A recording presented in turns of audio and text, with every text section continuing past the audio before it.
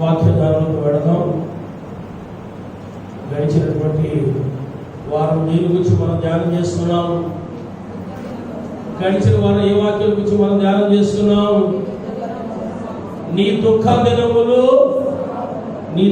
దినములు సమాప్తములగును, నీ బాధలు నేను చూచి తిని, నీ మరలు నేను ఆలకించి తిని, మీ దుఃఖాలు నాకు తెలిసే ఉన్నవి, మీ దుఃఖ దినాలు నేను సమాప్తము చేస్తా.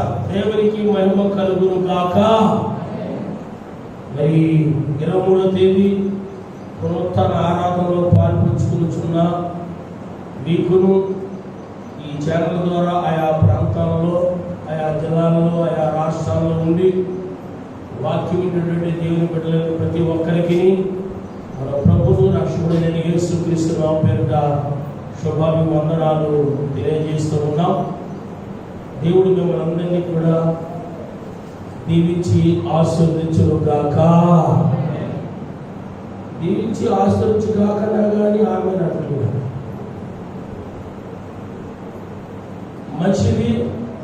ఈ దినం ఒక రాజుగారి గురించి మనం ధ్యానం చేస్తాం.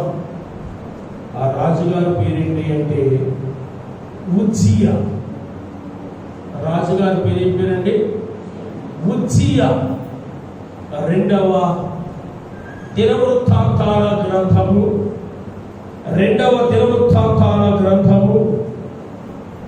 26వ అధ్యాయములో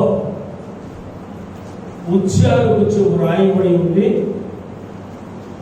ఉజ్జియాను గురించి ఒక 7 మాటలు, ఆయనలో ఉన్నటువంటి మంచి, ఆయనలో ఉన్నటువంటి చెడు, ఆయన ఆశ్చర్యపడినటువంటి విధానం, ఆయన తీర్పబడిన విధానం, ఆయన కనిపించి చెడిపోయినటువంటి విధానముల గురించి పరిశుద్ధాత్మ దేవుడు మనతో మాట్లాడాలని ఉద్దేశం కలిగి ఉన్నాడు.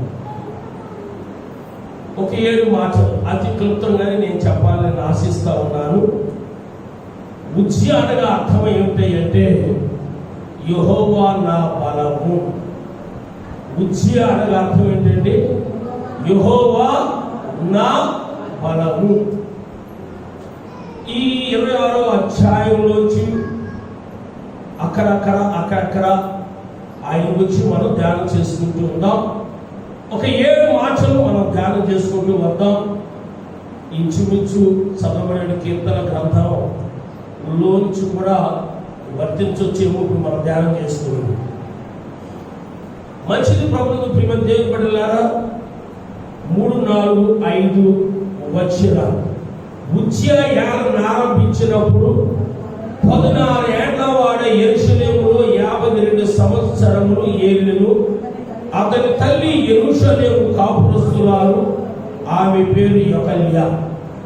అతడు తన తండ్రి అయిన అమజ్యా చర్యంతటి ప్రకారం యెహోవా దృష్టికి యథార్థముగా ప్రవర్తించెను. దేవుని ప్రత్యక్షత విషయమందు తెలివి కలిగిన జకర్యా దినములలో అతడు దేవుని ఆశ్రయించెను. అతడు యెహోవాను ఆశ్రయించినంత కాలం దేవుడు అతన్ని వర్ధిల్ల చేసెను. చదవబడి వాక్యం దేవుడు దీవించి ఆశీర్వదించును గాక.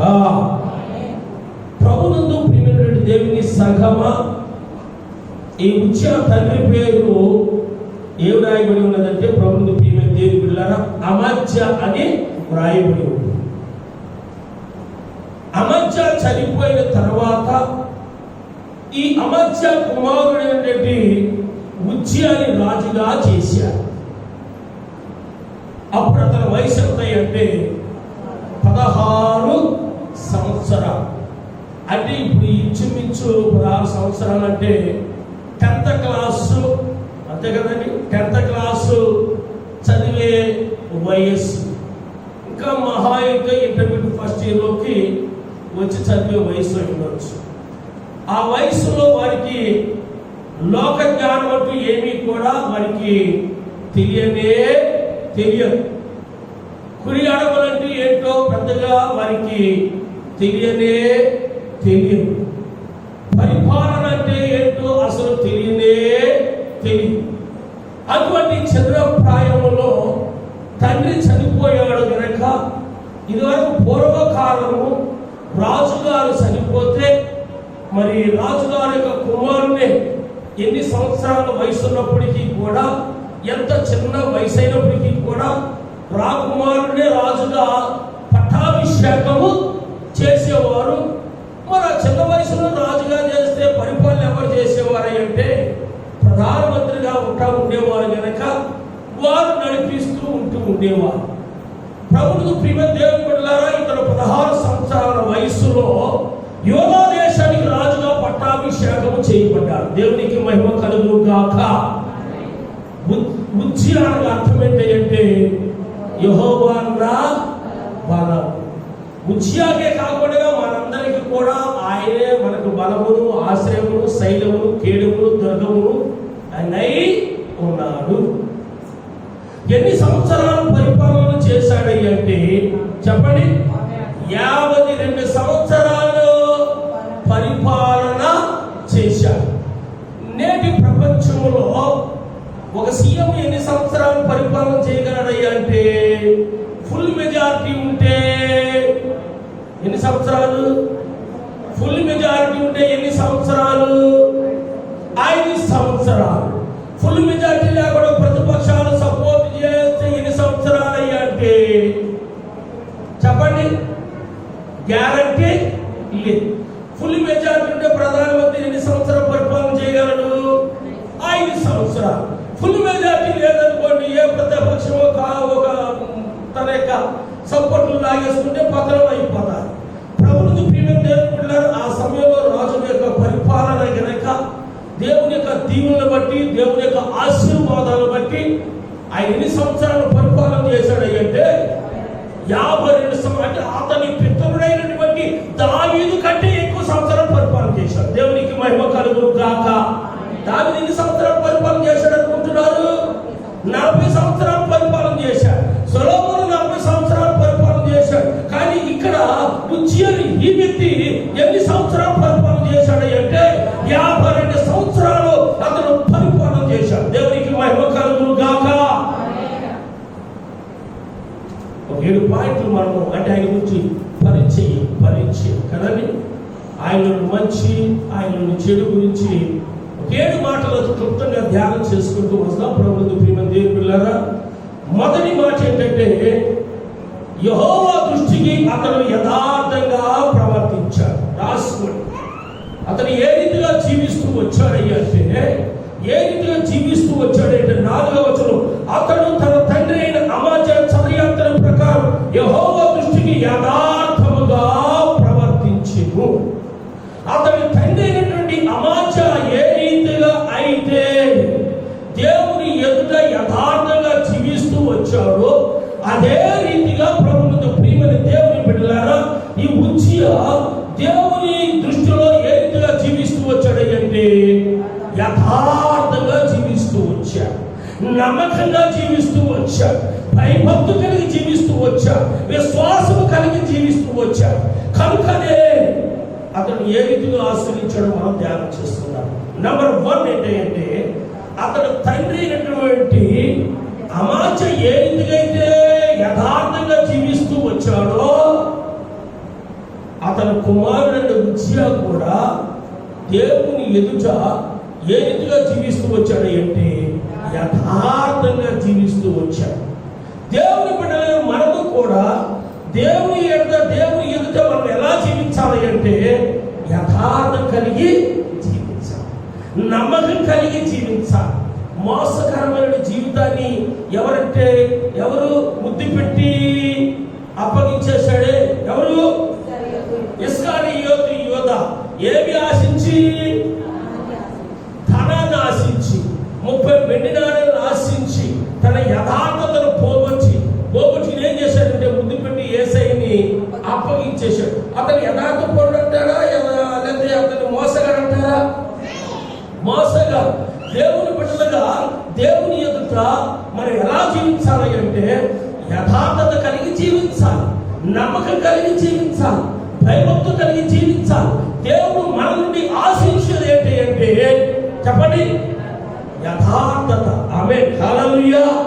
నమ్మకత్వం, యథార్థత, భయము, భక్తి, అదే రీతిగా విశ్వాసం కలిగి జీవించాలి. ఇతడు 52 సంవత్సరాల వరకు పరిపాలిస్తూ ఎలా వచ్చాడు అంటే దేవునికి యథార్థంగా, దేవుని ఎడల యథార్థంగా జీవిస్తూ వచ్చాడు, దేవునికి నమ్మకంగా జీవిస్తూ వచ్చాడు, దేవుని యందు విశ్వాసం కలిగి జీవిస్తూ వచ్చాడు, దేవుని యందు భయభక్తులు కలిగి జీవిస్తూ వచ్చాడు. దేవునికి మహిమ కలుగును గాక. మనం ఎన్ని సంవత్సరాలు జీవిస్తామో మనకు తెలియదు, కానీ మనము కూడా దేవుని ఎదుట ఎలా ఉండాలి అంటే యథార్థత కలిగి జీవించాలి, నమ్మకం కలిగి జీవించాలి, భయభక్తు కలిగి జీవించాలి, విశ్వాసం కలిగి జీవించాలి. దేవునికి మహిమ కలుగును గాక. అతడు ఆరాధన జీవిస్తూ వచ్చాడు కనుక ప్రభువును ప్రియమైన దేవుని బిడ్డలారా, దేవుడు కూడా ఖుషి అయ్యి, లేక దేవుడు కూడా సంతోషించి, దేవుడు అతను ఏం చేశాడు అంటే వర్ధలింప చేస్తూ వచ్చాడు. దేవునికి మహిమ కలుగును గాక. మనము 5వ వచనం మనం చూసినట్లయితే ప్రభువును ప్రియమైన దేవుని బిడ్డలారా, దేవుని ప్రత్యక్షత విషయంలో తెలివి కలిగిన జకర్యా దినములలో అతడు దేవుని ఆశ్రయించను. అతడు యెహోవాను ఆశ్రయించినంత కాలం దేవుడు అతన్ని వర్ధలింప చేసెను. 2వది మనం చూసినట్లయితే దేవుని అతడు ఆశ్రయించినట్లుగా మనం చూస్తూ ఉన్నాం. 2వ పాయింట్ ఏంటి తెలుసా అండి? దేవుణ్ణే ఆశ్రయించాడు. నంబర్ 1 యథార్థత కలిగి జీవించాడు. నంబర్ 2 ప్రతి చిన్న విషయానికి ఎవరిని ఆశ్రయించాడు అంటే దేవుణ్ణే ఆశ్రయించాడు. దేవుని మీదే ఆధారపడ్డాడు. దేవుణ్ణే అడిగి పొందుకున్నాడు. దేవుని అడిగే యుద్ధానికి వెళ్ళాడు. దేవుడు మొరపెట్టే ప్రతి కార్యం చేశాడు. అనగా ప్రతి చిన్న విషయానికి ఎవరిని ఆశ్రయించకుండా ఎవరిని ఆశ్రయిస్తూ వచ్చాడు అంటే దేవుణ్ణే ఆశ్రయిస్తూ వచ్చాడు. కీర్తన గ్రంథము 9వ దావీదు కీర్తన 10వ వచనం ఒక మాట ఏమంటారంటే, యెహోవా నిన్ను ఆశ్రయించు వారిని నువ్వు విడిచిపెట్టువాడవు కావు. 9వ దావీదు కీర్తన 10వ వచనం మనం గడిచిన వారం మనం ధ్యానం చేసుకున్నాం. 9వ దావీదు కీర్తన 10వ వచనం మనం చూసినట్లయితే, యెహోవా నిన్ను ఆశ్రయించు వారిని నువ్వు విడిచిపెట్టువాడవు కావు. కనుక ప్రభువునందు ప్రియమైన దేవుని బిడ్డలారా, నంబర్ 1 ఏంటంటే అతడు ఎలా జీవిస్తూ వచ్చాడు? యథార్థత, తన దేవుని ఎడల యథార్థత, నమ్మకత్వం కలిగి జీవిస్తూ వచ్చాడు. 2వదిగా అతడు చేసినటువంటి మంచి పని ఏంటంటే తన దేవుణ్ణి ప్రతి చిన్న విషయానికి కూడా ఏంటంటే ఆశ్రయదుర్గమైనటువంటి దేవుని ఏం చేశాడు చెప్పండి, ఆయన ఆశ్రయిస్తూ వచ్చాడు. మనము కూడా ప్రభువునందు ప్రియమైన దేవుని బిడ్డలారా, మనుషులు నమ్మటం కాదు కానీ, లేకపోతే మనుషులను ఆశ్రయించడం కాదు కానీ, లోకస్తులను ఆశ్రయించడం కాదు కానీ, లోకాన్ని ఆశ్రయించడం కాదు కానీ, ఆశ్రయదుర్గమైనటువంటి ఏ విధమైన శోధనలు వచ్చినా, ఏ విధమైన కష్టాలు వచ్చినా, ఏ విధమైన బలహీనతలు వచ్చినా, ఏ విధమైన ఇరుకులు ఇబ్బందులు వచ్చినా మనం ఎవరిని ఆశ్రయించాలి అంటే ఆశ్రయదుర్గమైనటువంటి యేసయ్యనే మనం ఏం చేయాలంటే ఆశ్రయించాలి. దేవునికి మహిమ కలుగును గాక. భయంకర ఎండలో ప్రయాణం చేస్తూ ఉండాలి. గాలుపు పడతా ఉంది. ముందు ఎక్కడో ఒక పెద్ద చెట్టు కనపడతా ఉంది. మనం ఏమనుకుంటాం తెలుసా? ఆ చెట్టు నీడను కొన్ని నిమిషాలు ఆశ్రయిస్తే మంచిగా ఏం చేస్తామంటే ఆ చెట్టు దగ్గరికి వెళ్ళి అమ్మాయి దేన్ని ఆశ్రయించాము? చెట్టు నీడని ఆశ్రయించాము. ఇది వర్షాకాలం సీజన్. ఏదో బయటికి వెళ్ళాం పని మీద, ప్రయాణమే వస్తాము బయట మీద, వర్షం ఎడతెరపు లేకుండా కురుస్తాము. ఈ మధ్య అలాగే కురుస్తుంది కనుక సాగర్లన్నీ పొంగుతున్నాయి కదండి. ఏంటి కురుస్తుంది. ముందు ఎక్కడో నీకు ఏదో చిన్న షెడ్ కనపడతాం. నువ్వేం చేయాలనుకుంటా తెలుసా? ముందు ఏదో షెడ్ కనపడదు, దాన్ని కొద్దిగా ఆశ్రయిస్తే కొద్దిగా తడిచిపోకుండా ఉంటాడు. ఆశ్రయిస్తున్నాడు, పొరపాటు కాదు. అయితే ఈ లోక సంబంధంగా మనం జీవించుకోకుండా ప్రభువుని ప్రియమైన దేవుని బిడ్డలారా, ఈ లోక జీవనంలో మనం సాగిపోతున్నాం కనుక ఈ లోకంలో మనం ఎన్నో కష్టాలు, ఎన్నో సుఖగుండాలు, ఎన్నో ఆపదలు, ఎన్నో ఇరుకులు ఇబ్బందులు, ఎన్నో శోధనలు, ఎన్నో అనారోగ్యాలు, ఎన్నెన్నో అవి మనల్ని శోధిస్తూ వేధిస్తూ వెంటాడుతుంటాయి కనుక ప్రతి ప్రతి చిన్న విషయానికి మనం ఎవరిని ఆశ్రయించాలి అంటే చెప్పండి, దేవుణ్ణి ఆశ్రయించాలి. దేవునికి మహిమ కలుగును గాక. కీర్తన గ్రంథం 91 అంటాడు కదా, చక్కటి మాట ఏమంటాడండి, మహోన్నతుని చాటు నివసించు వాడే సర్వశక్తి నేను విశ్రమించువాడు. ఆయనే నా ఆశ్రయము, ఆయన నా కోట, నేను నమ్ముకోను నా దేవుడు. మహిమ కలుగును గాక. మనం ఆయన్నే ఆశ్రయించాలి. ఈ సత్యమైనటువంటి ఈ యొక్క బుజ్జి అనే రాజు నంబర్ 1 యథార్థంగా జీవిస్తూ వచ్చాడు. నంబర్ 2 యెహోవా దేవుణ్ణి ఆశ్రయిస్తూ వచ్చాడు. యెహోవా దేవుణ్ణి ఆశ్రయిస్తూ వచ్చాడు కనుక దేవుడు కూడా ఏం చేస్తాడంటే, ఇతడు నా యందు యథార్థ కలిగి జీవిస్తూ వస్తున్నాడు, ఇతడు నా యందు భయభక్తులు కలిగి జీవిస్తూ వస్తున్నాడు, ఇతడు నా యందు విశ్వాసం కలిగి జీవిస్తూ వస్తున్నాడు, ఇతడు నా యందు నమ్మకం కలిగి జీవిస్తూ వస్తున్నాడు. అతనే కాకుండా ప్రతి చిన్న విషయానికి, ప్రతి అక్కడికి, ఏ కష్టం వచ్చినా, ఏ శోధన వచ్చినా, ఏ బలహీనతలు వచ్చినా, ఏ ఆశీర్వాదం కావాలన్నా, ఏ దీవెన కావాలన్నా, ఏ అవసరం కావాలన్నా నన్నే ఆశ్రయిస్తున్నాడు కాదని దేవుడు కూడా ఆయన్ని ప్రేమించేశాడంటే ఆయన్ని 3వదిగా వర్ధిల్లింపజేశాడు. దేవునికి మహిమ కలుగును గాక. 5వ వచనంలో మనం చూసినట్లయితే, ప్రభువు ప్రియమైన దేవుని బిడ్డలారా, 5వ వచనంలో మనం చూసినట్లయితే చూడండి, దేవుని ప్రత్యక్షత విషయము తెలివి కలిగిన జకర్యా దినములో అతడు దేవుని ఆశ్రయించను. అతడు యెహోవాను ఆశ్రయించినంత కాలము దేవుడు అతనిని ఏం చేశాడండి, వర్ధిల్లా చేశాడు. మనం ఎప్పుడైతే దేవుని ఆశ్రయిస్తామో దేవుడు మనల్ని ఏం చేస్తాడు తెలుసండి, అంతకంతకు మనల్ని ఏం చేస్తాడు తెలుసండి, వర్ధిల్లింపచేస్తాడు.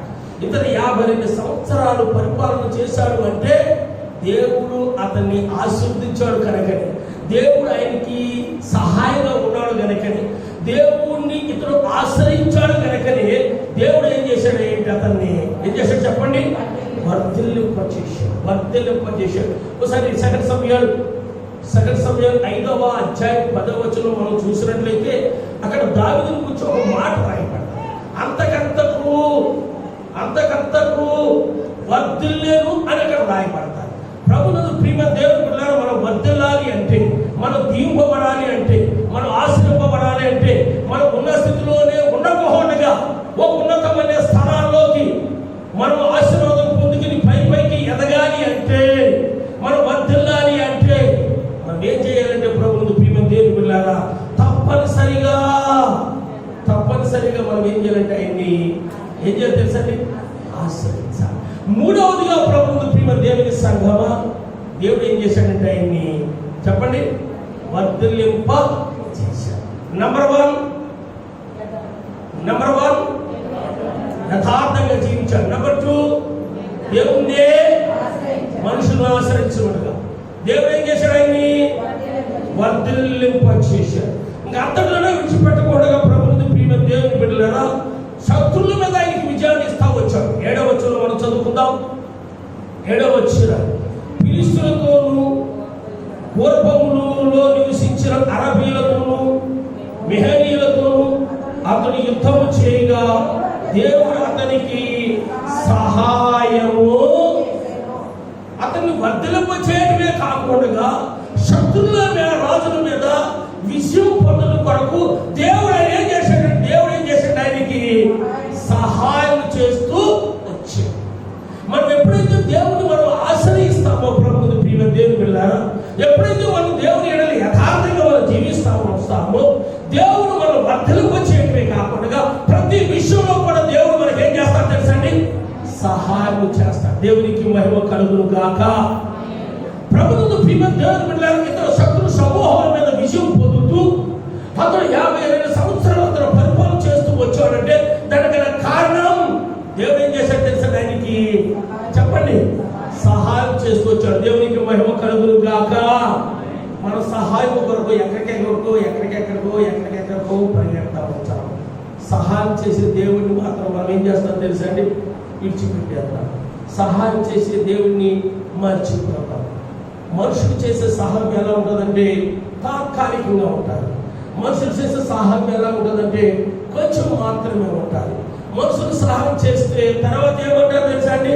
మా ప్రాంతంలో ఒక మాట అంటారు, రామవాసి రామభిషంలో ఏదో అంటారు. ప్రభుత్వ ప్రియమ దేవుళ్ళారా, దాని తర్వాత ఏమంటారు తెలుసా అండి? దోస్తానంగా ఉన్నప్పుడు ఏమనుకోరు కానీ కొద్దిగా ఏదైనా కొంత చెడిందనుకో, నీకు ఆ సాయం చేస్తాను, ఈ సహాయం చేస్తాను, నీ సాయం చేయడం వల్ల నీకు అదైంది, నీ సాయం చేయడం వల్ల నీకు ఇదైంది. మనం ఏం చేస్తామండి? దేవుడుతాం. కానీ దేవుడు సహాయం చేసి నీకు ఆ సహాయం చేశాను, ఈ సహాయం చేశాను నేను ఎప్పుడు కూడా ఆయన అననే అన్నాడు. ప్రభుత్వ ప్రియమ దేవుని బిడ్డలారా, ఆయన వర్తింప చేయడమే కాకుండా నాలుగవది ఆయన ఏం చేశాడంటే శత్రురాజుల మీద విజయం పొందడానికి ఆయన ఏం చేశాడు తెలుసా అండి? సహాయం చేశాడు. అదే రీతిగా మనము కూడా యథార్థంగా జీవించినట్లయితే, మనము కూడా ఆయన ఆశ్రయించినట్లయితే మనం వర్తింప చేయడమే కాకుండా అన్ని విషయాలలో చెప్పండి ఆయన మనకి సహాయం చేస్తాడు. దేవునికి మహిమ కలుగును గాక. హల్లెలూయా, హల్లెలూయా. అతను సహాయం చేశాడు కనుక దేవుని బిడ్డలారా, అతని కీర్తి ఆ చుట్టుపక్కల ప్రాంతాలంతా కూడా ఏంటంటే వ్యాప్తి చెందినట్టు మనం చూస్తాం. 8వ వచనం, అమ్మోనీయులు ఉజ్జాకు పండించువారని అతను అధికముగా బలాభివృద్ధి నొందెను గనక అతని కీర్తి ఐగుప్తు మార్గ ప్రదేశములన్నిటిలో వ్యాపించెను. 15వ వచనం కూడా చదువుకుందాం. 15వ వచనం కూడా, మరియు అతడు అమ్ములనేమి పెద్ద రాళ్ళనేమి ప్రయోగించుటకై ఉపాయశాలను కల్పించిన యంత్రములను యెరూషలేములో చేయించి దుర్గములలోను బురుజులలోను ఉంచెను. అతడు స్థిరపడు వరకు అతనికి ఆశ్చర్యకరమైన సహాయం కలిగిన గనుక అతని కీర్తి దూరంగా వ్యాపించెను. దేవుడు అతనికి సహాయం చేస్తూ ఉన్నాడు గనక, అతను వర్ధిల్లుతున్నాడు గనక అతని పేరు ప్రఖ్యాతులు, అతని కీర్తంతా కూడా ఏమవుతుంది తెలుసండి? ఆ చుట్టుపక్కల ప్రాంతం అంతా కూడా ఏమవుతుంది చెప్పండి? వ్యాప్తి చెంది. దేవునికి మహిమ కలుగును గాక. హల్లెలూయా, హల్లెలూయా. దేవుడు మిమ్మల్ని ఆశీర్వదించి, దేవుడు మీ కుటుంబాన్ని ఆశీర్వదించి, దేవుడు మీ పిల్లలను ఆశీర్వదించి ఒక మంచి స్థితిలో ఒక మంచిగా జీవిస్తూ ఉన్నారనుకోండి, నలుగురు ఏమనుకుంటారు? దేవుడు వారిని మంచిగా ఆశీర్వదించాడు, వారి పిల్లలను మంచిగా ఆశీర్వదించాడు. ఏం చేస్తారంటే తప్పనిసరిగా ఆయా ప్రాంతాల్లో తప్పనిసరిగా చర్చించుకుంటారు, చెప్పుకుంటారు. అయితే ఈర్ష చెందేవాడు కూడా ఆయనకేంటిలే ఆమెకేంటిలే అని కొద్దిగా వెటగారుగా కూడా మాట్లాడుకునే వాడు కూడా ఉంటారు కదండి. అయితే ప్రభుత్వ ప్రియమ దేవుని బిడ్డలారా, దేవుడు ఇతన్ని సహాయం చేసి శత్రురాజుల మీద విజయాన్ని ఇచ్చి ఆయన వర్ధిల్లింప చేస్తూ వచ్చాడు కనుక ఆయన కీర్తి ఏమైంది తెలుసండి? ఆయన కీర్తి దూర ప్రాంతానికి ఏమైందంటే వ్యాప్తి చెందుతూ వచ్చింది. దేవునికి మహిమ కలుగును గాక. హల్లెలూయా.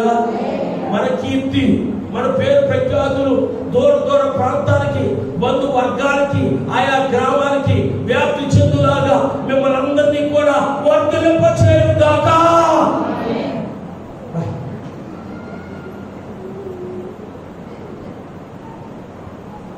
ఏ రీతిగా ఉజ్జియాకి దేవుడు సహాయం చేశాడో ఆరాధనలే ఈ స్వార్థులైన ప్రతి ఒక్కరికి కూడా దేవుడు సహాయం చేయను గాక. అయితే మనం ఏం చేయాలి అంటే ఆయన్నే ఆశీర్వదించాలి. రెండోది ఏంటి?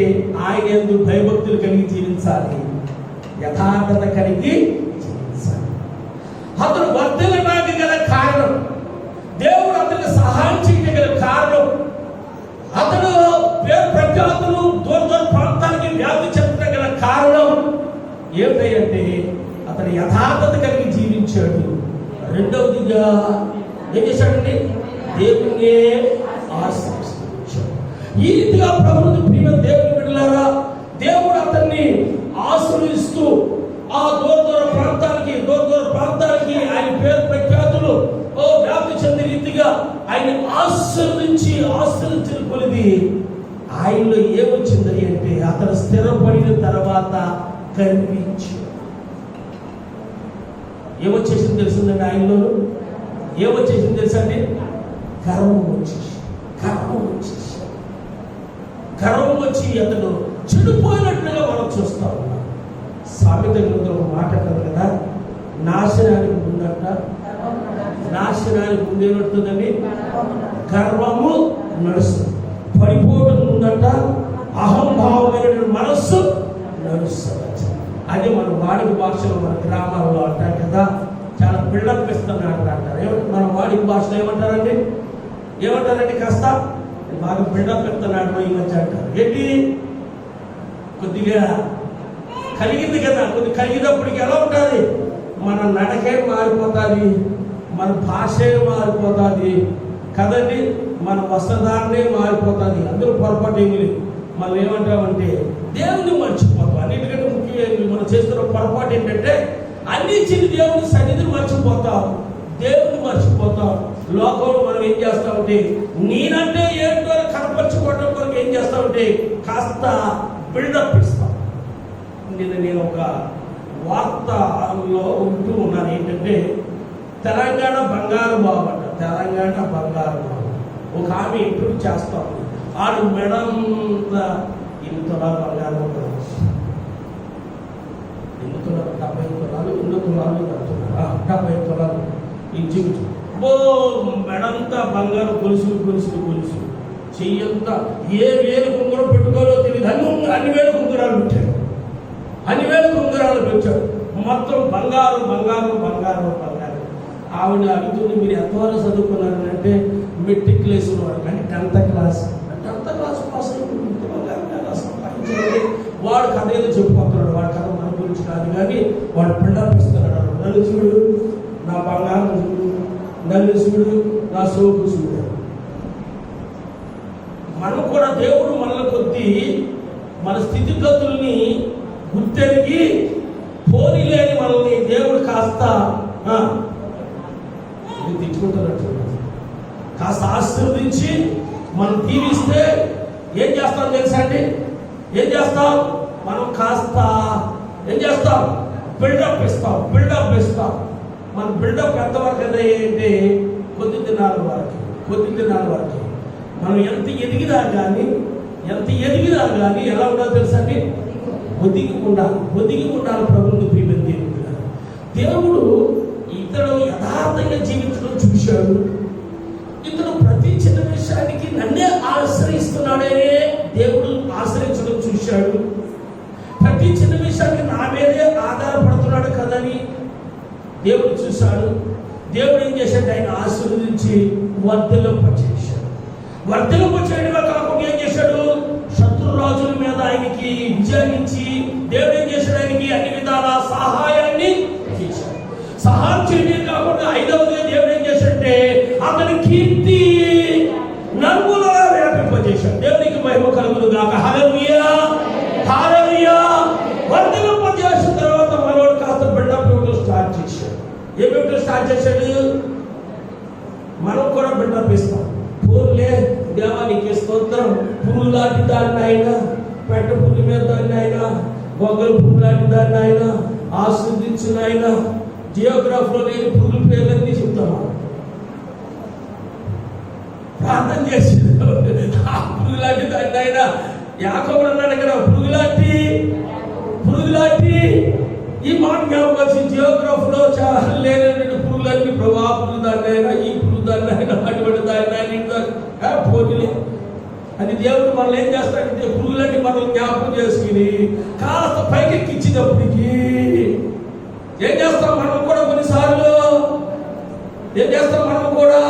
దేవుని దగ్గరే బిల్డప్ ఇస్తాం. ఇప్పుడు పాస్టర్ గారికి పక్కింటి వాళ్ళ మీద బిల్డప్ ఇచ్చినా పర్లేదు, సరే మానవులుగా అర్థం చేసుకుంటాం. ఎవరి ఎదురు బిల్డప్ ఇస్తాం? అన్నించిన దేవుని ఎదుటే మనం ఏం చేస్తాం తెలుసా అండి? దేవుని ఎదుటే బిల్డప్ ఇస్తాం. దేవుడు చూస్తూ ఉంటాడు ఆకాశం, వీడి బిల్డప్ చాలా ఎక్కువైనట్టుంది కదండి, వీడి బిల్డప్ చాలా ఎక్కువైనట్టుంది అని దేవుడు చూస్తూ ఉంటాడు. ప్రభుత్వ ప్రియమైన దేవుని బిడ్డలారా, ఆయన బిల్డప్ ఎలా ఉందో తర్వాత ఏమైందో మనం ముందు ధ్యానం చేసుకుంటాం. మనం ఇప్పుడు కూడా గర్వించకూడదు. గర్వం ఏం చేస్తారో తెలుసా అండి? నాశనానికి తీసుకెళ్తారు, పతనానికి తీసుకెళ్తారు. మనం కట్టుకునే వస్త్రం దేవుడు మనకిచ్చింది. నువ్వు ధరిస్తున్నటువంటి బంగారు నగలు దేవుడిచ్చింది. నువ్వు తినుచున్న ఆహారము దేవుడిచ్చింది. మన స్థాయి తగ్గ నివాసంలో మనం నివసిస్తున్నాము అంటే దేవుడిచ్చింది. ఇవాళ హాస్పిటల్ సాధకుండా లక్షల మంది క్వారంటైన్లో, లక్ష మంది ప్రైవేట్ హాస్పిటల్లో, లక్ష మంది గవర్నమెంట్ హాస్పిటల్లో పడి మూలుగుతున్నారు. నువ్వు సురక్షితంగా క్షేమంగా ఉన్నావు అంటే ఎవరిచ్చింది? దేవుడిచ్చింది. ఎంతో మంది ఆహారం లేక అలమటిస్తున్నారు. ఎంతో మంది విశ్రాంతి మీద పడి ఉన్న ఆహారాన్ని కుక్కలని తమిరి, పందులు తమిరి వాడు మధ్యలోకి భుజిస్తూ ఉన్నారు. కానీ నీవు ఇంటిలో నీ చక్కగా సన్నవి తింటున్నావు అంటే అది ఎవరిచ్చింది? ఎవరిచ్చిందండి? కానీ ఆ ఇచ్చిన దేవుని ఎదుటే మనం ఏం చేస్తారని మర్చిపోయి ఆయన సహాయం మర్చిపోతున్నాం. ఆయన ఇచ్చిన ఆరోగ్యం మనం మర్చిపోతున్నాం. ఆయన ఇచ్చిన వస్త్రాలు మనం మర్చిపోతున్నాం. ఆయన ఇచ్చిన నివాసాలు మనం మర్చిపోతున్నాం. ఆయన ఇచ్చిన ఆశీర్వాదాలు మనం మర్చిపోతున్నాం. ఆయన ఇచ్చిన క్షేమాన్ని మనం మర్చిపోతున్నాం. ఆయన ఎదుటే మనం ఏం చేస్తున్నామంటే బిడ్డపరుస్తాం, గర్వించి దేవుని సన్నిధిని మర్చిపోతున్నాం. దేవుణ్ణే మర్చిపోతా ఉన్నాం. ప్రభుని ప్రియమైన దేవుని పిల్లగా అతని జీవితం ఏంటిగా పతనమైందో మనము తెలుసుకున్నాం. ఆరవదిగా ప్రభుని ప్రియమైన దేవుని పిల్లగా 16వ వచనం, అయితే అతను స్థిరపడిన తర్వాత మనస్సును గర్వించి చెడిపోయిన 16వ వచనం చదువుకున్నాం. అయితే అతడు స్థిరపడిన తర్వాత అతడు మనస్సును గర్వించి చెడిపోయాడు. ఏం చేశాడండి? అతడు స్థిరపడిన తర్వాత మనస్సున గర్వించి ఏం చేశాడండి? మనస్సున గర్వించి చెడిపోవటం గల కారణం, పడిపోవటం గల కారణం, వినాశాలు వెళ్ళిపోవటం గల కారణం ఏం తెలుసండి? చెప్పండి. నెబుకద్నెజరు ఒకసారి ఆ మహా పట్టణాన్ని ఒకసారి అలా చూసుకున్నాడు. ముందుగానే దర్శనం ద్వారా దేవుడు అతనికి హెచ్చరిక చేశాడు. దానియేలు గారు తెలియజేశాడు ఆ భావాన్ని. మర్చిపోయాడు ఆ మహా పట్టణాన్ని, ఆ సువిశాలమైన దేశాన్ని చూసి ఒకసారి నా జ్ఞానాన్ని బట్టి కదా, నా తెలివిని బట్టి కదా ఈ మహా సువిశాల నగరాన్ని నిర్మించాను అని తనలో తాను మనసులో ఏం చేశాడు తెలుసండి? గర్వించాడు. ఆ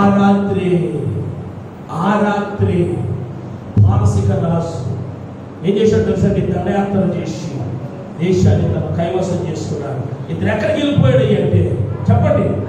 7 సంవత్సరాలు అరణ్యంలోకి వెళ్ళిపోయాడు. పశువుల వలె గడ్డి వేసాడు. పశువుల వలె మోకాల మీద ప్రాకాడు. పశువుల వలె 7 సంవత్సరాలు మంచుకు తడిచాడు. మనుషుని ఏంటి తడిచాడు? వర్షానికి తడిచాడు.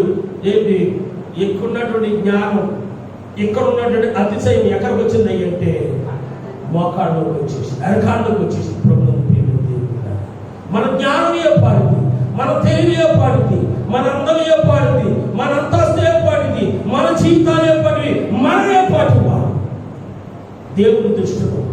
ఒకవేళ ఇక్కడ బుద్ధి ఇవ్వలే, ఒకవేళ గర్వము కలిగిన మనసు మనలో ఉంటుంటే కనుక మన అందాన్ని బట్టో, మన పర్సనాలిటీని బట్టో, మన రంగులను బట్టో, మనకున్నటువంటి ఆస్తు పోస్తులను బట్టో, లేకుండా మనకున్న బలాన్ని బట్టో, మనకున్నటువంటి పేరు ప్రఖ్యాతులను బట్టో, ఒకవేళ మనం మనసును గర్విస్తుంటే కనుక దేవుని బిడ్డలుగా గర్వించకుండా ఆ గర్వనే మనస్సును మనలో చెందేదో తెచ్చండి తీసేసుకున్నాం. దేవునికి మహిమ కలుగును కాక. హల్లెలూయా, హల్లెలూయా. లూసిఫర్ సాతానుడు కూడా గర్వించాడు. దూతలలో ప్రధాన దూతగా ఆయన్ని అభిషేకించి తన కుడిపార్శ్వను ఉంచుకుంటే గర్వించాడు. ఎక్కడికి తీసుకెళ్ళి పడవేశాడు అంటే ఎక్కడ తీసుకెళ్ళి పడేశాడు తెలుసండి? పాతాళంలో పడవేశాడు. దేవునికి మహిమ కలుగును కాక. మనం భుజిస్తున్న ఆహారం ప్రభువా నీకు ఇచ్చింది. ధరిస్తున్న వస్త్రం ప్రభువా నీకు ఇచ్చింది. నివసిస్తున్న నివాసం ప్రభువా నీకు ఇచ్చింది. నా ఉద్యోగం, నా సంపాదన, నా లోను, నా ఫైనాన్స్, నా చిట్టులా అన్ని పతనం అయిపోతాయి. దేశాలన్నీ కూడా ఏమైపోయినాయి తెలుసండి? దేశాలన్నీ కూడా ఆర్థికంగా పతనమైపోయినాయి. ప్రభువుని ప్రియమైన దేవుడు స్థితిలో మనం ఇప్పుడు కూడా మర్చిపోకూడదు. నేను ఎన్నోసార్లు చెప్పాను, 9th వరకు నేను చెప్పి లేకుండా స్కూల్లోకి వెళ్ళాను. ఎవరో పిల్ల వాళ్ళ మమ్మీ తక్కువ మమ్మీ అందుకని 10th క్లాస్ కూడా చెప్పలేదు. నిజమే కదా, మీ డాడీకి మాత్రం ఉన్నాయా? ఇప్పుడు నువ్వు పుట్టిన తెల్లారికే కీసుమని చెప్పలేస్తున్నాను మీకు. ఇప్పుడు మన పిల్లలకి ఏం చేస్తున్నాం చెప్పండి? అన్నాడు ముందే కీసుమని బుట్లు వేసాను. వేస్తున్నావా లేదా? అని ప్యాంటు పడవలో రాదు, చీప్ ప్యాంట్ వేస్తాను. పాల్గొన్నాయి. ఎందుకు? దేవుడు మన ఆశించిన మన పిల్లలు. నేను ఎప్పుడు కూడా నా స్థితి ఎప్పుడు కూడా నేను మర్చిపోను.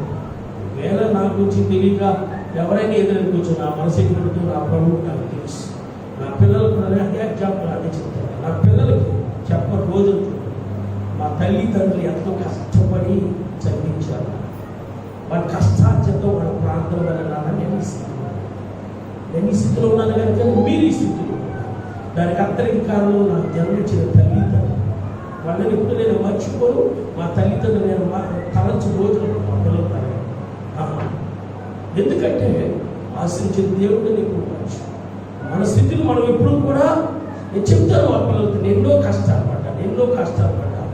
నేను మా ఊళ్ళో నేను వైట్ పేపర్స్ తయారు చేసి కంపెనీలో కొంతకాలంలో టెంపరీగా జాబ్ చేశాను. 8 గంటలు షిఫ్ట్ ఎక్కడైనా ఫ్యాక్టరీ 8 గంటలు కదా అని 8 రూపీస్ 1 గంట డ్యూటీ చేస్తే మేము అనుకునే వాళ్ళు ₹1 సంపాదించాము. ₹50 వాల్యూ ఉందండి. ఒక రోజున మా సినిమాబాబు మా మమ్మీ తరచున్నారంట, గంట ₹1 ఇచ్చి మనం కష్టపడి ఏమనుకున్నానన్నా, మీరు ₹50 ఇస్తే ₹1 వస్తుంది. మొబైల్ కంపెనీ ఏంటనుకుంటున్నా? మన స్థితిలో మనం ఎప్పుడు కూడా ప్రభువా నేనేమై ఉన్నానో అది నీకు. ఆమె హల్లెలూయా. నేను ఎప్పుడు కూడా నా స్థితిని నేను మర్చిపోయి మీరు గమనించాలి. నేను ధరించాలంటే ఎంతో బంగారాన్ని పెట్టుకోవచ్చు. నేను ఇప్పుడు కూడా బంగారం చేయలేసుకోవడం మీరు చూసుకున్నది పోవచ్చు. బంగారం రింగులు ఎట్టుకోవడం అనుకుంటున్నాను. ఇవన్నీ అవసరం ఉన్నాయి. దేవుడిచ్చి మనకు సరిపోతాయి.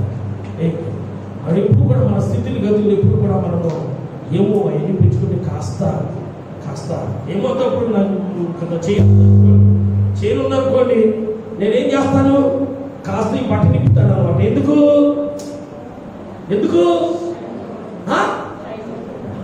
కనపడాలి కదా, చేసుకుని పులుగో చేసుకుని కనపడాలి కదా, బట్ట నింపుతాను అనమాట కదండి. 2 రింగులు పెట్టుకున్నాను అనుకో, నలుగురు కనపడినందుకు ఏం చేస్తాం తెలుసా? హలో ఎందుకు? ఈ కనపడతా ఉన్నాను కదా, 3 ఏళ్ళకి ఉన్నాయి. అప్పుడు ఏమవుతుందో తెలుసా? మనసుకి ఏమవుతుందో తెలుసా? కాస్త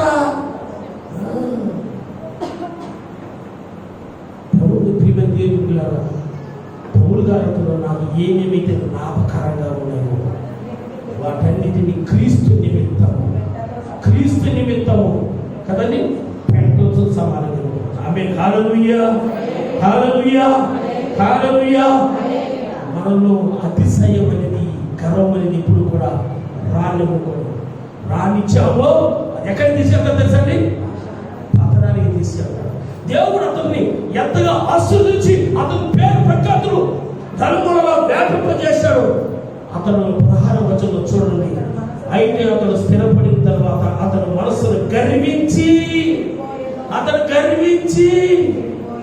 దేవుని బిడ్డ, దేవుడు నిన్ను ఆశీర్వదించి చక్కని వస్త్రాలు, చక్కని ఆహారం, చక్కని నివాసం, తిరగని బైకులు, కార్లు, బంగారాలు ఇస్తే ఒకవేళ నువ్వు గర్వించి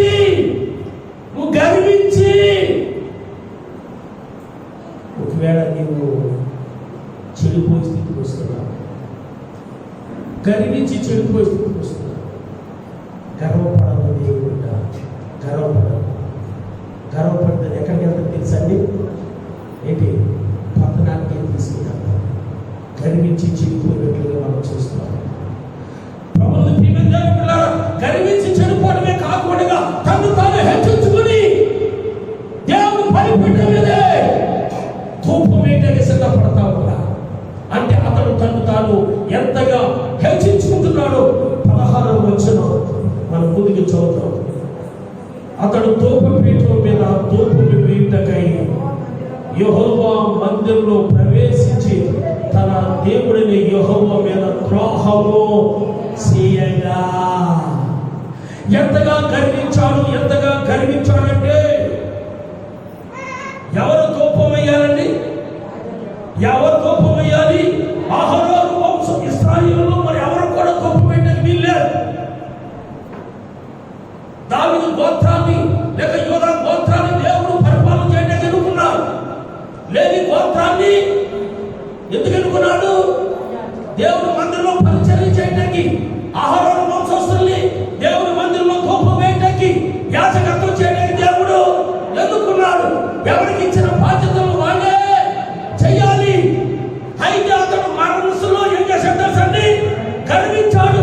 యాజకుల కోపం వేయటి యూదా దేశానికి రాజుడు కదా, నేను ఎంతో పేరు ప్రఖ్యాతులు కలిగి ఉన్నాను కదా, ఆ కోపం నేను వేయటం అర్హుడు కాదా?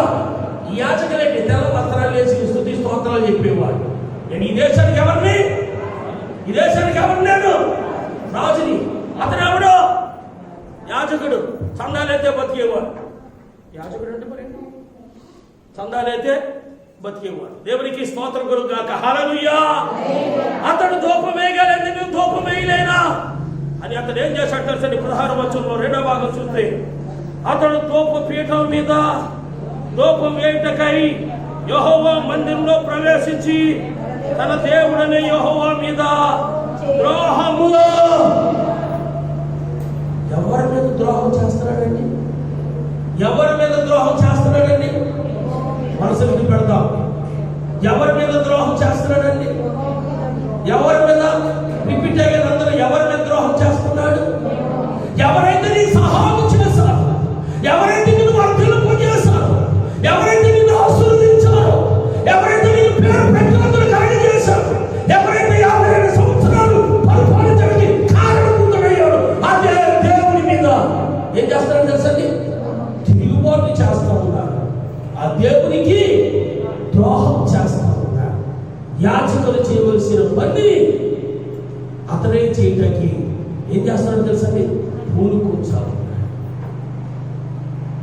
దానికి కారణం అతను మనస్సును ఏం చేశాడు తెలుసండి? గర్వించి. కుక్క పని కుక్కే చెయ్యాలి, గాడిద పని గాడిదే చెయ్యాలి. కుక్క నిద్రపోతా ఉంటాయి. కుక్క నిద్రపోతా ఉంటాయి. ఒక చాకల ఆయనకి ఈ రెండు ఉన్నాయి. ఏంటి? కుక్క ఉంది, గాడిద ఉంది. ఈ గాడిద ఏం చేసిందని చెప్పి మాస్టర్ బట్టలు ఆ చిరుకాడు ఆ కాళ్ళకు మోసుకెళ్ళింది. అది ఉతికిన తర్వాత మనం మోసుకొచ్చింది. ఈ కుక్క ఇంటి దగ్గర కాపలా ఉంది. ఒకనొక దినాన్ని ఆ ఇంటిలో దొంగోడు పడ్డాడు. దొంగోడు పడితే ఇప్పుడు ఎవరి పని? దొంగోడు పడితే ఎవరి పని? గాడిద పని, కుక్క పని? కుక్క పని. ఈ కుక్క ఏం చేసింది? 3 రోజులు నన్ను సరిగా చూడలేదు, మంచిగా పడుతున్నాడు, దొంగోడు పండి అన్నట్టు అది మౌనంగా. గాడిదంది ఏమే మరొక మౌనంగా దొంగోడు దోసుకుపోతా ఉంటుంది, నువ్వు చెయ్యి మురుగంటే మరొక నిద్రపోతుంది. పోలే ఈ పరిమాణ కుక్క దీని పని దీన్ని చేయకూడదు, మరొకగా నిద్రపోతుంది. నా సేవకుడు కదా, పోలే నేనన్నా కాదు మురుగుదామని అన్న ప్రాణం చేసింది. వీడికి తిక్కలేసింది. అలసిపోయి ఉన్నాడేమో, పనిచేసి పనికి మాలిదా నిద్ర లేకుండా చేస్తాను. అరిసింది. ఒకటే బాధలు చచ్చేలాగా. ఇప్పుడు అది అనుకున్నదంతా కుక్కెల్లా వేసి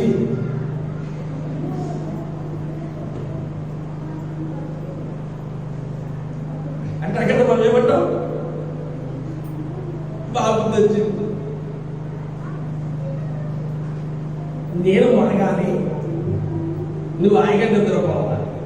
నేను మరగటం మానేను, నువ్వేం చేశావు? మరిగి దెబ్బతే. అందుచేత పెద్దోళ్ళు ఏమంటారంటే కుక్క పని కుక్క చేయాలి, గాడిద పని గాడిదే చేయాలి, యాజకుడు పని యాజకుడే చేయాలి, రాజుగారి పని రాజుగారే చేయాలి. ఆమె హల్లెలూయా హల్లెలూయా. చాలా మంది పాస్టర్ పని ఏముందరా, నిలబడి 4 మాటలు చెప్పలేము, చెప్ప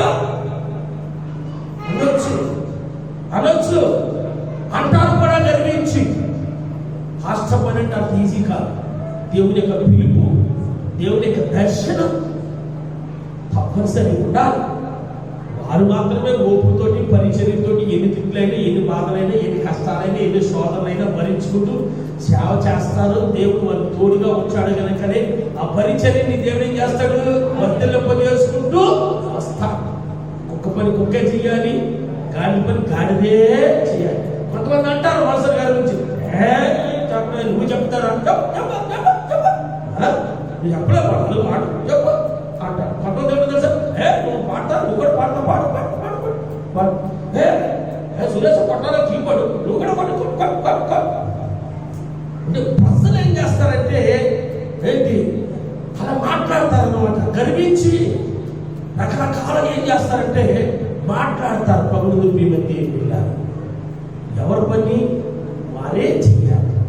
దేవుడు ఎవరికి ఇచ్చిన తలాంతుల్ని, ఆ తలాంతులు వారు ఏం చేయాలి, వాడుకోవాలి. నాకు కీబోర్డ్ కొట్టడం రాదు, కింద కానీ కొన్న పిల్లగాడు నా కళ ముందు కూర్చాడు, ఆయన పడతామంటే నేను పడతామేంటని నేను కూడా కిక్కి ఉన్నది దిగిపోతాయి. అంతే కదా. నాకు దేవుడు ఇంకా తల ఎత్తిచ్చాడు, గౌరవించాలి. మంచి పేడ బాగుపడుతున్నాడు, చెరువుడైనా మంచి తల చెరువు అనాలి. ఎవరి పని వాళ్ళు చెయ్యాలి. అప్పుడే దేవుడి నామానికి ఏంటది మహిమ. కిలో పిల్లలు మంచి మంచి పాటలు పాడతారు. పిల్లలు పాడుతుంది, నేనైతే పాడతాను. వేస్తూ బాలసుబ్రహ్మణ్యం వారంటీలో ఉన్నాడు, ప్రార్థన చేయండి. ప్రభుత్వ ప్రియుల దేవుడి పిల్లలు నేను మంచిగా పాటలు పాడతాను, ఆ పిల్లలు పాడతాను అనకూడదు. దేవుడు ఎవరికి ఇచ్చిన తలాంతులు వారిని ఏం చేయాలి, వాడుకొని వాళ్ళు తప్ప మనం గర్వించి మధ్యలో ప్రవేశించి దేవుడి కార్యానికి, దేవుడి యాజకత్వానికి అవమానం కలిగే రీతిగా మనం ఎప్పుడు కూడా పాలు పంచుకోకూడదు. ఇతను గర్వించి ఏం చేస్తాడో తెలుసా అండి, ప్రభుత్వ దేవుడు యెహోవా మీదే ద్రోహం చేసి, మనుషులకు ద్రోహం చేసి దేవుడు క్షమిస్తాడు. ఎవరి మీద ద్రోహం చేస్తాడండి, యెహోవా మీద ద్రోహం చేసి ప్రభుత్వ దేవుని బిడ్డలారా, యాజకులు వేయవలసినటువంటి ధూపాన్ని నేనే వేస్తానని అతను ఏం చేశాడంటే సిద్ధపడుతూ వచ్చాడు. అయితే ప్రభుత్వ దేవుని బిడ్డలారా, యాజకులు అని హెచ్చరిక చేస్తా ఉన్నారు. రాజా, ఇది నీ పని, ఇది నీ పని, నీ పని పరిపాలన చేయటం, నీ పని యుద్ధాలు చేయటం, నీ పని న్యాయం తీర్చడం, నీ పని ప్రజల యొక్క మంచి చెడ్డలో చూడటం నీ పని. యాజకత్వం నీ పని కాదు. యాజకత్వం అది లేవి యొక్క పని రాజా. కానీ ఈయనెవరు రాజుగారు కదా. మనకు ఒక సామెత ఉంటుంది, ఏంటది, రాజుగారు తలుసుకుంటే ఏంటండి, దెబ్బలకి కొద్దువా. 17-19 వచ్చి మనం చూద్దాం. యాజకుడు నజర్యాయు అతనితో కూడా ధైర్యవంతులైన యెహోవా యాజకులు 80 మంది, ఎంతమంది చూడండి, 80 మంది అతని వెంబడి లోపలికి పోయి 18 వచ్చులో వారు రాజైన ఉజ్జియాను ఎదిరించి, ఉజ్జియా యెహోవాకు ధూపం వేయుటగా ప్రతిష్ఠింపబడిన అహరోను సంతతి వారైన యాజకుల పనియే గాని నీ పని కాదు. పరిశుద్ధ స్థలంలో నుండి బయటికి పొమ్ము, నీవు ద్రోహం చేసి ఉన్నావు. దేవుని యెహోవా సన్నిధి నీకు ఘనత కలుగజేయదని చెప్పగా ఉజ్జియా ధూపము వేయుటకై ధూపాగ్నిని చేత పట్టుకుని రౌద్రుడై యాజకుల మీద కోపము చూపెను. చూసారండి, యాజకులు ఆయన ఏం చేస్తున్నారు, హెచ్చరిక చేస్తున్నారు. ఎంతమంది అండి, ఒకరు కాదు, ఇద్దరు కాదు, ముగ్గురు కాదు, 80 మంది అని హెచ్చరిక చేస్తున్నారు. రాజా, ఇది నీ పని కాదు. లేవి గోత్రంలో కూడా ఈ యొక్క ప్రత్యక్ష కూడా సామాను మోసేవాడికి కూడా ఒకసారి మీతో నేను చెప్పాను. పై కప్పంతా మోసేవాడు ఒక బాధ్యత, వేరే వాడు కొట్టేది లేదు. సైడ్ వాల్స్ మోసేవాడిది ఒక బాధ్యత, బలిపీఠం మీద ఉన్న వాడికి మోసేది ఒక బాధ్యత, మందసం దేవుడు లేవి గోత్రంలో కూడా ప్రత్యక్ష గుడారంలోని కానీ, దేవుని మందిర ఆవరణలోని కానీ, దేవుని మందిర సామాన్లు కానీ మోయటానికి ఎవరి బాధ్యత వాళ్ళకి ఇచ్చారు, ఎవరి పని వాళ్ళకి ఇచ్చారు, వాళ్ళ పని వాళ్ళే చెయ్యాలి. వీళ్ళు 20 మంది హెచ్చరిక చేస్తున్న రాజా, ఇది మీ పని కాదు.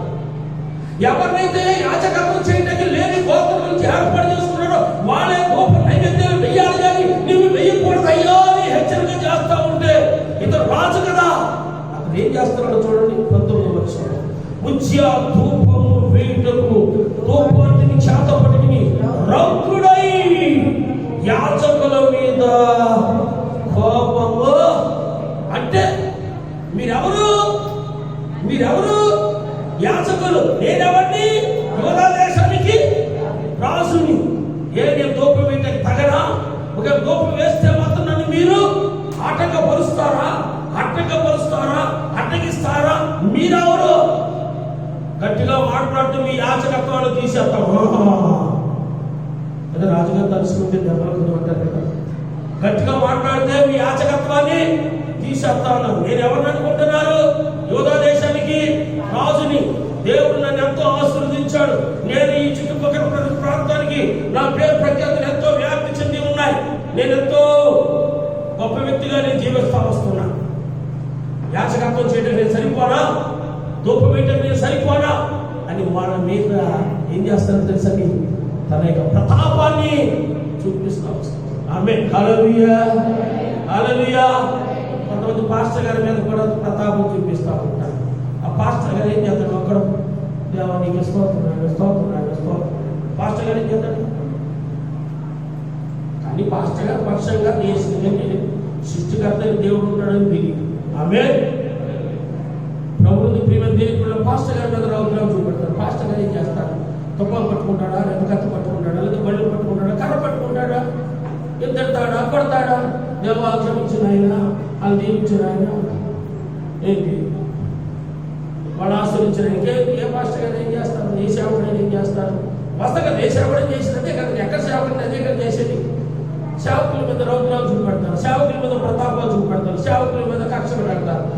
ప్రభా ఆశీర్వదించునైనా, ప్రభా దీవించునైనా, ప్రభా హెచ్చించునైనా పాస్టర్ మీద ప్రతీకారం తీర్చుకోవడం ప్రయత్నం చేస్తారు, పగల పడతారు కదా, కక్షలు కడతా ఉంటారు.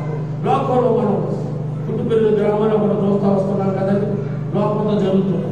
ఏం చేస్తాడు సేవకుడు? ప్రభా దీవించునైనా ప్రార్థన చేయడం తప్పించే సేవకుడు ఏమి ఆశీర్వదించునైనా అని ప్రార్థన చేయడం తప్పించి ఏం చేస్తాడు? ఆ సేవకుల మీద ప్రతాపం చూపిస్తారు, ఆ సేవకుల మీద రౌతులు చూపిస్తారు, ఆ సేవకుల మీద బాగుపడతా ఉంటారు.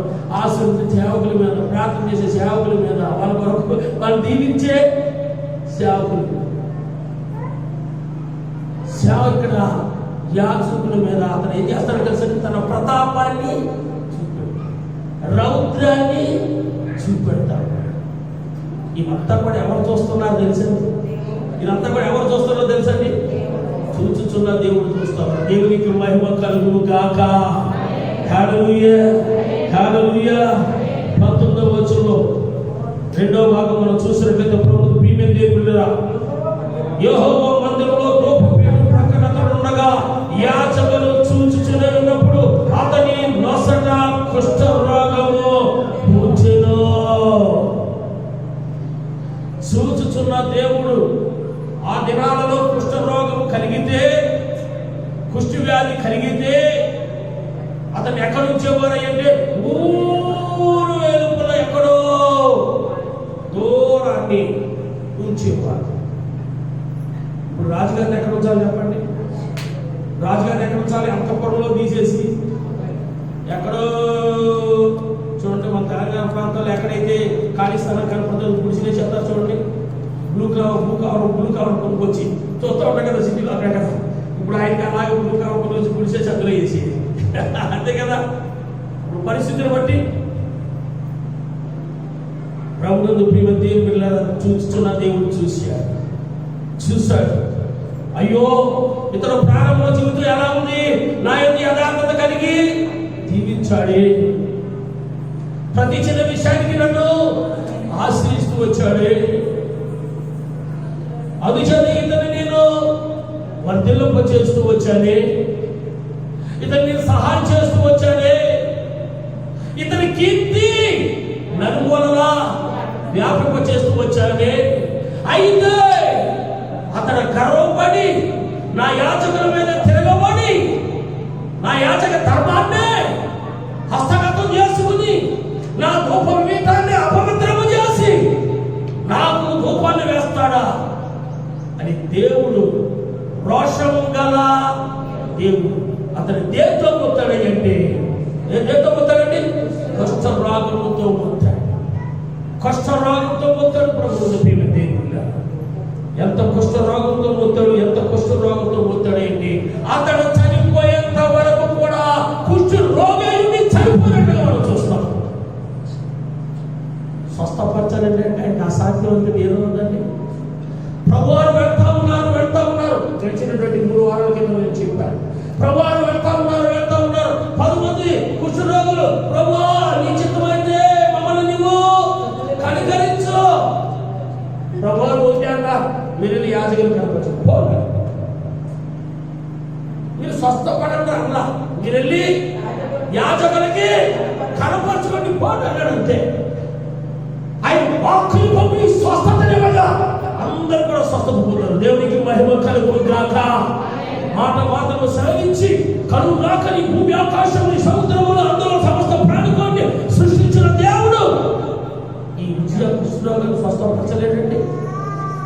మరణకరమైన వ్యాధితో బాధపడుతున్నటువంటి ఆ వ్యక్తిని కదండి ఏం చేశాడు దేవుడు? బాగుపరిచిన దేవుడు. నీకు అసాధ్యం కదండి. మరణం అయ్యేంత వరకు ఎందుకు అతను కుష్టి వ్యాధితో కూర్చోడో తెలుసా? చెప్పండి. అతను మనస్సున కనిపించి తన స్థితిగతిని మర్చిపోయి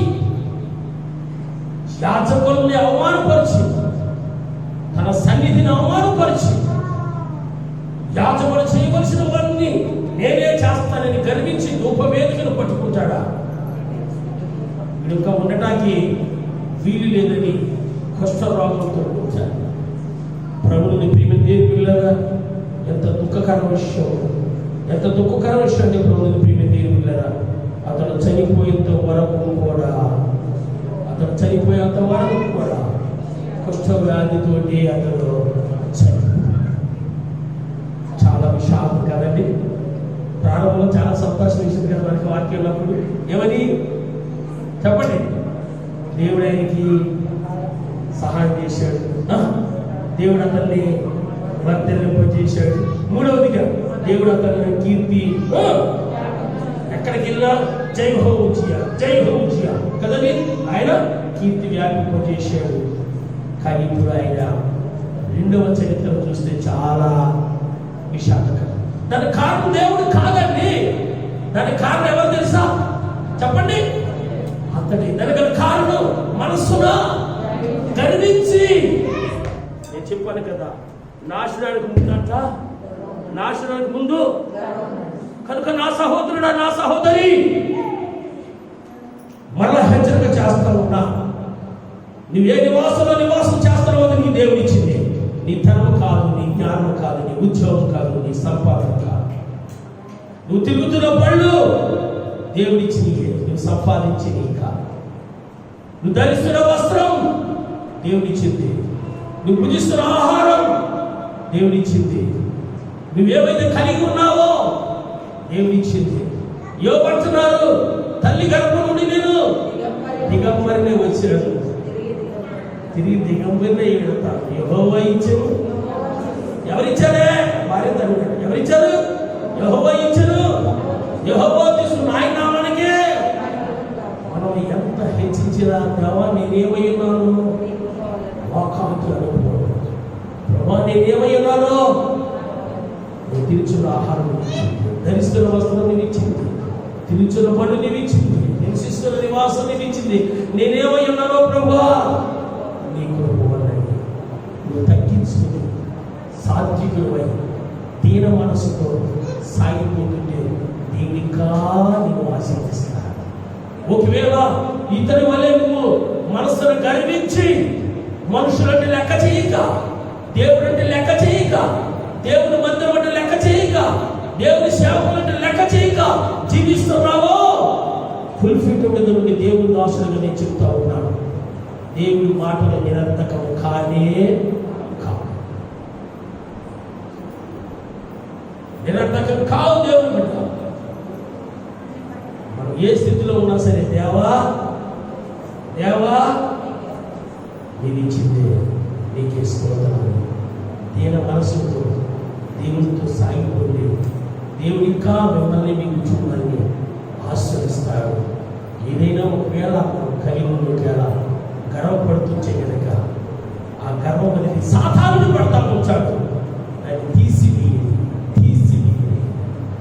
మేము కలిగినాము ప్రభా నిలిచిపోయి దేవుడికి కృతజ్ఞత కలిగి సాగిలపడి నమస్కరించండి. దేవుడు కావాలని హెచ్చిస్తాడు, పిల్లల్ని హెచ్చిస్తాడు. దేవుడి ముందు మాట దీవించి ఆశీర్వదించును గాక. ఆమేన్. హల్లెలూయా, హల్లెలూయా. అందరూ కూడా మోకాళ్ళ మీద కొడతాం, ప్రభువా ఉచ్చి అనే రాజు ఇది నా నామం నుంచి మనలో పొట్టును తీసివేసుకుంటాడు, మనలో అతిశయాన్ని తీసివేసుకుంటాడు. మన మోకాళ్ళలో ఉన్నటువంటి, మన బుర్రలో ఉన్నటువంటి గర్వాన్ని తీసివేసుకుంటాడు.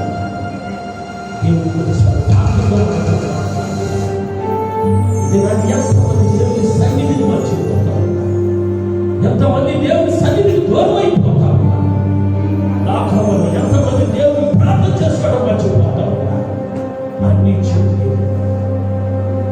అందుచేతి 2 మనవలను చేసుకుంటున్నాను అంటున్నాడు సొలొమోను. సామెతగా అయ్యా నన్ను ధనవంతుడుగా చేయకో, యెహోవా వ్యక్తిని మదించి యెహోవా ఎవరు అంటాడు. లేక నన్ను పస్తులు పెట్టకో, నేను ఆహారం నలగదించి దొంగతనం చేసి నీ నామానికి అవమానం కలుగుతుంది, నన్ను మధ్యస్థుడిగా నీవు చేయాలంటాడు. దేవుని బిడ్డ ఏ స్థితిలో ఉన్న ఒకసారి ఆలోచన చేసుకో. ఒకవేళ దేవుడు ప్రేమించి ఆశీర్వదించి వర్ధలింపజేసి ఆయన కీర్తి నలుగుల వ్యాపింపజేస్తే అతని మనసును గర్వించి యెహోవా మీద నేను తిరుగుబాటు చేయాల్సి నువ్వు ఆయన స్థానంలో ఉన్నావు. ఒకసారి నీ ఎరగ జీవితాన్ని జ్ఞాపకం చేసుకో. ఎక్కడ కుడిసి వేసి ఏ గాలిలో, ఏ ప్రాంతాల్లో, ఏ బస్తీల్లో, ఏ ప్రాంతాల్లో అందరూ నివాసం వచ్చావు. ఇది నా ఏ స్థితిలో నిలుపుచ్చాడు. దానికి కారణం అద్దెకిచ్చే స్థితిలో ఒక సావకన సభలో అందుకున్న నీవు అద్దెకిచ్చే స్థితిలో ఉన్నావు. ఒకసారి కాలి నడుస్తున్న నీవు కారులో బైకులో తిరుగుతున్నావు. ఒక దినాన్ని రాత్రి ఉతికిన పగల కట్టుకున్నావేమో బట్టలు లేక, రాత్రులు ఎండవెచ్చుకుని చుట్టుపుట్టులో తిరుగుతున్నావేమో. ఒకనొక సమయంలో రాష్ట్ర బియ్యుతున్నా నీవు సన్న బియ్యుతున్నావేమో. ఒకనొక సమయంలో వెండి నగలు పెట్టుకోలేని నీవు బంగారు నగలు పెట్టుకుంటున్నావేమో. దానికి కారణం ఎవరో ఒకసారి ఆలోచన ఇచ్చి, ప్రభువా నా స్థితిని నేను మర్చిపోయాను, నా స్థితిని ఒకసారి జ్ఞాపకం చేశాను, నేను కనిపిస్తున్నాను, క్షమించు.